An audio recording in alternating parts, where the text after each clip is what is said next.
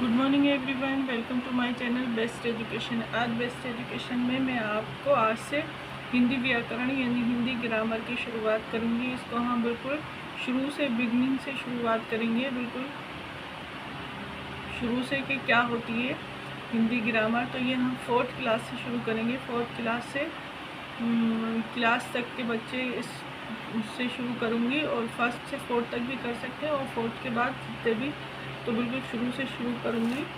तो चलिए शुरू करते हैं। सबसे पहले हम क्या सीखेंगे ग्रामर में? सबसे पहले हम हिंदी की वर्णमाला सीखेंगे। क्या सीखेंगे हम? वर्णमाला। वर्णमाला क्या होती है? जैसे इंग्लिश में अल्फ़ाबेट होता है, ऐसे हिंदी में वर्णमाला होती है। और हिंदी में क्या पहले क्या लिखेंगे हम? स्वर। स्वर यानी वॉवेल्स, ठीक है, वॉवेल्स। और हिंदी में स्वर को कहते हैं और इंग्लिश में वॉवेल्स कहते हैं। तो पहले हम हिंदी के स्वर लिखेंगे, देन उसके बाद इंग्लिश के व्यंजन यानी कॉन्सोनेंट लिखेंगे। तो चलिए सबसे पहले हम हिंदी के स्वर देख लेते हैं कितने होते हैं और ये कौन कौन से होते हैं। तो सबसे पहला होता है छोटा आ, फिर बड़ा आ, छोटी ई, बड़ी ई, छोटा ऊ, बड़ा ऊ, रे से ऋषि, ठीक है, ए से एड़ी, ऐ से ऐनक, ओ से ओखली, औ से औरत, अम से अंगूर और आहा खाली। ये क्या होते हैं? ये होते हैं हिंदी के स्वर अक्षर, स्वर लेटर, ठीक है। तो और इनको वॉवेल्स भी कहते हैं। और अब हम इसी के हिंदी के क्या देखेंगे हम? व्यंजन यानी कॉन्सोनेंट। हिंदी के व्यंजन नहीं, कॉन्सोनेंट क्या होते हैं?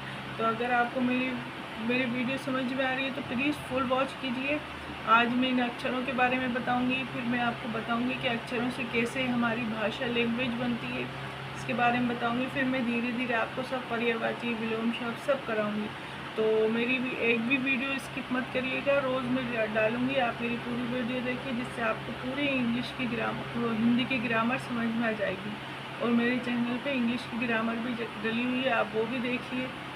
और अगर पसंद आए तो लाइक शेयर सब्सक्राइब ज़रूर करिए। तो अब हम नेक्स्ट क्या देखेंगे? ये क्या हुए हमारे स्वर, ठीक है, फुल वॉच ज़रूर करिए। अब हम लिखेंगे यहाँ पर इसके व्यंजन। व्यंजन कौन कौन से होते हैं? तो व्यंजन लिखेंगे, व्यंजन मीन कॉन्सोनेंट, ठीक है, कॉन्सोनेंट। ये वॉवेल्स, ये कॉन्सोनेंट। हिंदी में जैसे इंग्लिश में जैसे ए ई आई ओ यू वॉवेल्स होते हैं यानी स्वर, और बाकी सब कॉन्सोनेंट होते हैं, ऐसे ही हिंदी में भी ये वॉवेल्स होते हैं, समझिए, और बाकी कॉन्सोनेंट होते हैं। इनसे मात्राएं बनती हैं, ठीक है। तो चलिए लिखते हैं हम व्यंजन क्या क्या होते हैं। का से कबूतर, खा से खरगोश, गा से गमला, घा से घड़ी, ड़ा खाली, ठीक है।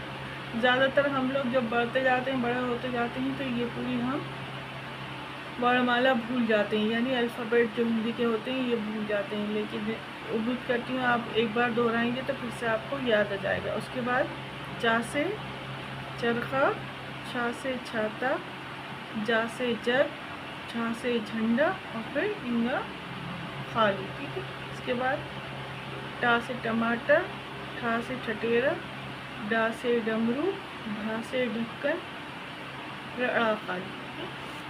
दा तराजू, था से थर्मस, दा दवात, धा धनुष, ना नल, पा पतंग, फा फल, बा बकरी, फा से भालू, मा से मछली, या से यज्ञ, रा से रथ, ला से लड़की, वा से वन, शा से शलजम, शा से षटकोण, सा से संतरा, हा से हल या हाथी, और छत, छा से छतरी, छत, रथ, और यहाँ पे आ जाएगा हमारा ज्ञान, ठीक है।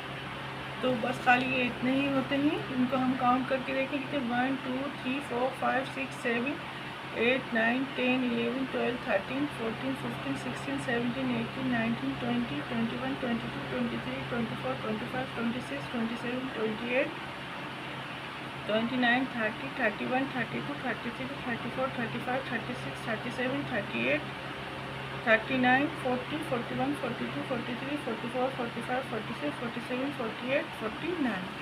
ये कितने हमारे पूरे 49, ठीक है। तो ज़्यादातर इन्हीं का यूज़ किया जाता है। आप इनको अच्छे से लर्न कर लिए। अगर आप इनको अच्छे से लर्न कर लेंगे तो आगे हमें व्याकरण समझने में आसानी होगी। सबसे पहले हिंदी लैंग्वेज में यही लेटर्स यूज़ किए जाते हैं। तो देखिए, आप अगर इसका स्क्रीनशॉट लेना चाहते हैं तो ले लिए। 90% लोग जब हम लोग 40 की उम्र में जाते हैं, जब हमारे बच्चों को हमें सिखाना होता है तो जब तक हम भूल जाते हैं। तो इसलिए सब लोग लर्न कीजिए, फिर अपने बच्चों को भी सिखाइए।